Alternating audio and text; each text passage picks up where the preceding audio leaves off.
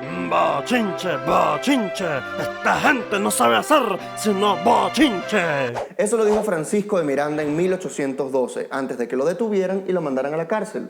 ¿Que por qué lo metieron preso? No sé, debe ser por usar medias con mocasines. El punto es que esta es una de las frases más famosas de Francisco de Miranda, porque supuestamente da en el clavo de la manera de ser de los venezolanos, que somos unos bochincheros. Buenas noches, cuerdes jodedores. Se dice mucho que los venezolanos nos reímos de nuestras desgracias. De hecho, WhatsApp está lleno de puros chistes políticos o de la escasez que las doñas hacen virales. ¿Cuál es la arepa favorita de los sobrinos? La de Perico. Ay, Dios, es que no nos tomamos nada en serio, por eso estamos como estamos.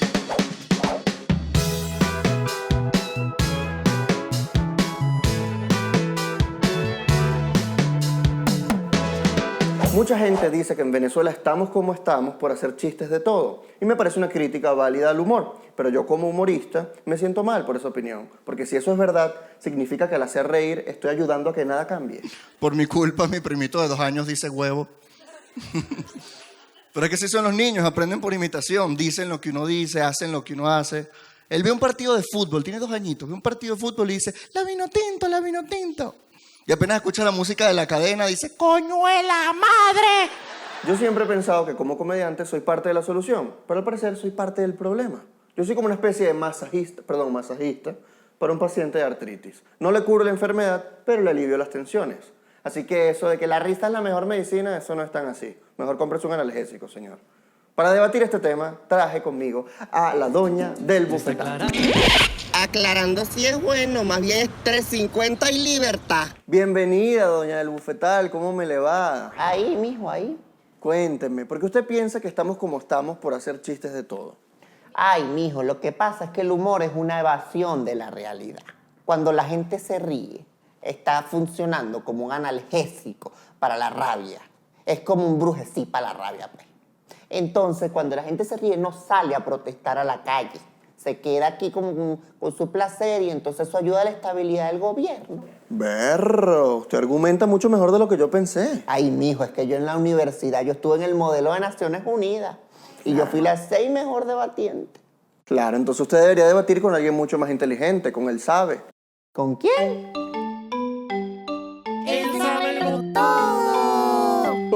Mire, doña, el humor no es así como usted dice. No es una evasión de la realidad, es una negación de la realidad. Pero que al negarla, la afirma.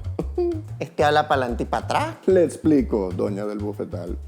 Sigmund Freud, el psicoanalista, por si no sabe quién es, describía el humor con el siguiente chiste.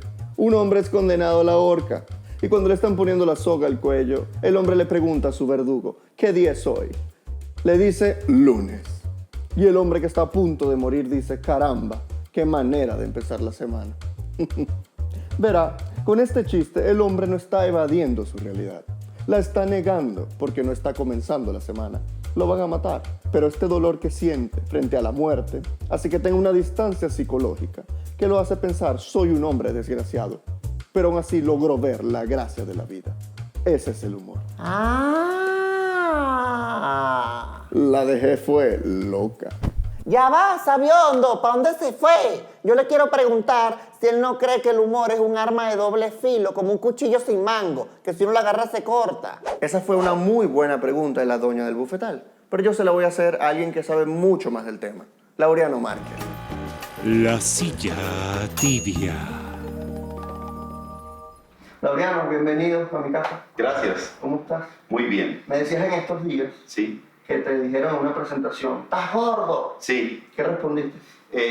Bueno, en Venezuela en este momento que le digan a uno estás gordo es una especie de insulto, porque es lo que te están diciendo es en un momento en el cual toda la población venezolana pasa a una situación famélica, tú estás subiendo de peso, con lo cual tú formas parte de una clase privilegiada, probablemente enchufada al poder, porque es la única manera de estar gordo en Venezuela en este momento, es ser parte del régimen político venezolano que destruye la nación Estás haciendo la guerra económica, Sí, acaparando claro, tu cuerpo, la claro, comida. así es. Pero no es verdad, no estoy mucho más gordo. No, tienes como Sí. 1 kilo más. Pero además el peso que adquirí fue durante una estadía fuera de Venezuela.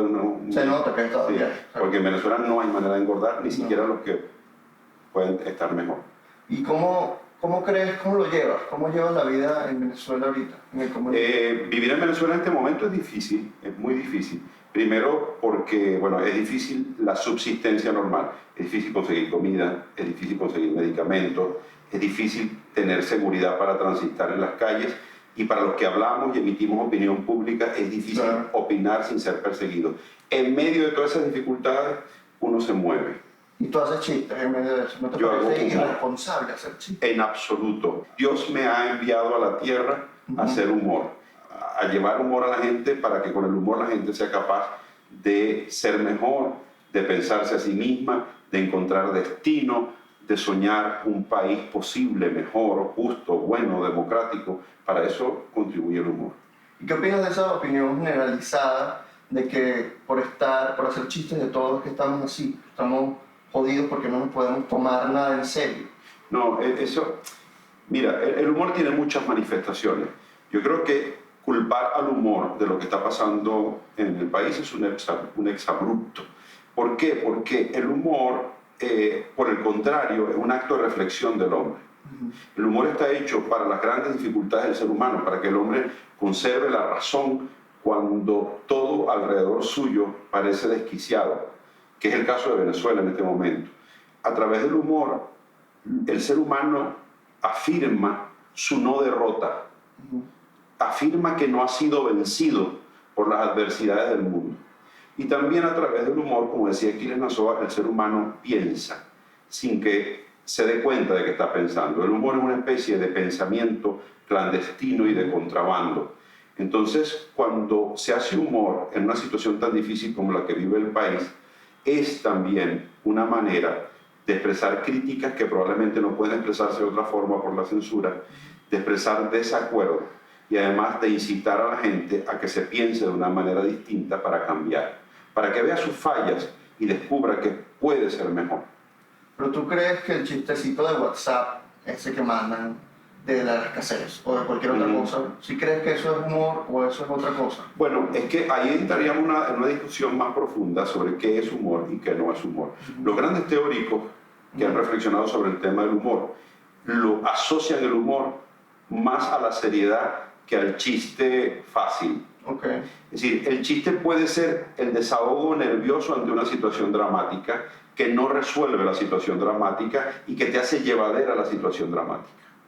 Es decir, ciertas manifestaciones de chistes y de humorismo podrían contribuir a que el ser humano esté calmado. De eso se han hecho muchos trabajos sobre el papel de la KGB, que tenía departamentos para hacer chistes, para que sirvieran de desahogo. Es que el chiste puede ser un desahogo, pero una manifestación más profunda del humorismo puede ser un acto subversivo de un régimen político tiránico y oprobioso. Exacto, la risa puede ser subversiva. Absolutamente. Mira, esto lo podríamos responder evocando la novela de Humberto Eco, El nombre de la rosa. Ajá. En esa novela hay como trasfondo una discusión sobre la risa.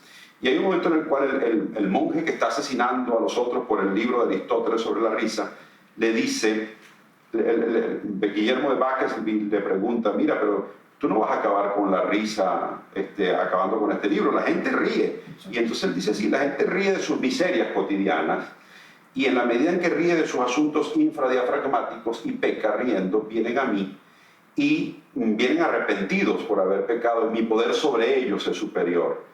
Pero cuando la risa se convierte en instrumento del pensamiento, como lo hace Aristóteles en este libro, entonces la risa se convierte en algo subversivo, porque la risa entonces amenaza mi poder. Y cuando la risa amenaza mi poder, ya no es una risa inofensiva ni nerviosa que me ayuda a mantenerme, sino es una risa que conspira contra mí. Y yo creo que esa es la distinción que hay que hacer. Efectivamente, el chistecito de WhatsApp, tonto, simplón, puede ayudarte a sobrellevar una cosa y a no tomártela tan en serio lo que es serio. Pero el verdadero humorismo es el que te incita a tomarte en serio lo que es serio. ¿Pero qué es lo alarmante de la risa? La risa mata el miedo, y sin el miedo no puede haber pena. A pesar de que el humor tiene un lado negativo, también puede ser utilizado como un arma política. Aristófanes fue un comediante griego que escribió una obra de teatro llamada Lisístrata, 411 años antes de Cristo, es decir, un poquito antes de que naciera José Vicente Rangel. Esta comedia trata de una guerra entre Esparta y Atenas. A una mujer llamada Lisístrata se le ocurre una solución para terminar con la guerra. Esa solución es convencer a las mujeres de los soldados de ambos bandos de no tener más sexo con sus maridos hasta que no firmen la paz. Yo lo que quiero es desnudarme y labrar el campo. Y yo sembrar la semilla madrugada. Cuando reconciliéis, podréis hacer todas esas cosas. Esta estrategia de Lisístrata es tan efectiva que la obra finaliza, spoiler alert, con ambos ejércitos acordando la paz con tremenda erección. Pero ya va, páramelo ahí. Esto es ficción, esto no tiene ningún logro político. Lo que sí es interesante es que esta estrategia, la huelga de sexo, se utilizó en la vida real. ¿Y sí funcionó?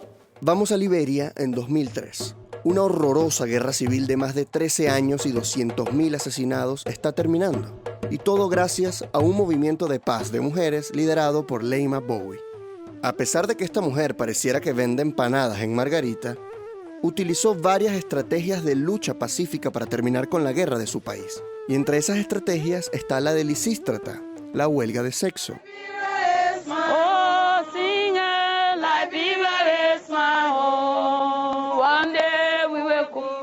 Entrevistando a la prensa, entonces convocamos una huelga de sexo. ¿Logramos que dejaran las armas? No directamente, pero sí que logramos una cobertura mediática, que era muy importante. ¿Y cuáles fueron los resultados? La paz. Después de muchas protestas y mucho queso, el movimiento de paz de mujeres logró reunirse con el presidente de la República, Charles Taylor. Gracias a la ayuda de la comunidad internacional, las mujeres lograron presionar a Taylor a que asistiera a las reuniones de paz. El resultado fue la renuncia de Taylor y su salida del país. ¡Ay, qué envidia! Este ha sido el primer jefe de Estado condenado por la Corte Penal Internacional de La Haya y está cumpliendo su pena de 50 años por crímenes de guerra. En 2005, Ellen Johnson Sirleaf ganó las elecciones y se convirtió en la primera presidenta democráticamente electa de Liberia y la primera mujer presidenta de todo África. Sirleaf y Leima Bowie ganaron el Premio Nobel de la Paz en el año 2011. En resumen, la paz se puede lograr con queso. Veamos qué opina la doña del bufetal al respecto. Ay, mijo, eso no sirve para nada, esa protesta. Aquí lo que funciona es Resistencia 350. Gorra tricolor, pañito con malos, rosario y para la calle. Tiembla el régimen. La protesta creativa no violenta puede ayudarnos a presionar al poder, a que tome decisiones que nos favorezcan a los ciudadanos. En Medellín lo han hecho. El colectivo Otra Parte ha jugado golf en los huecos de la ciudad para protestar. Que si lo jugamos en Venezuela, ese juego no se termina nunca. ¿Que por cuál hueco vas? Por el 3224. Oye, yo voy por el 600. La pregunta fumada. Yo me pregunto, ¿será que podemos utilizar estas protestas creativas en Venezuela, como la huelga de sexo, el golf en los huecos? ¿Será que las esposas de los guardias nacionales, para que dejen de reprimir, se tienen que meter un pescado en la pantaleta? ¿Qué protesta creativa crees que pueda funcionar en Venezuela? ¿Y qué opinas del humor como arma política? Comenta en el video, dale like, suscríbete, compártelo en tus redes porque a tus seguidores les va a gustar. No te tengo que dejar la bola, hazlo y ya. Y nos vemos en el próximo episodio de Por eso estamos como estamos. Por eso estamos como estamos. Por eso estamos como estamos. Por el petróleo, el populismo y sus tumores. Por lanzar a una Miss Universo a Miraflores. De verdad, lanzaron a una Miss Universo. De verdad, una Miss Universo. De verdad, no hay nada peor que una Miss Universo. Bueno, sí.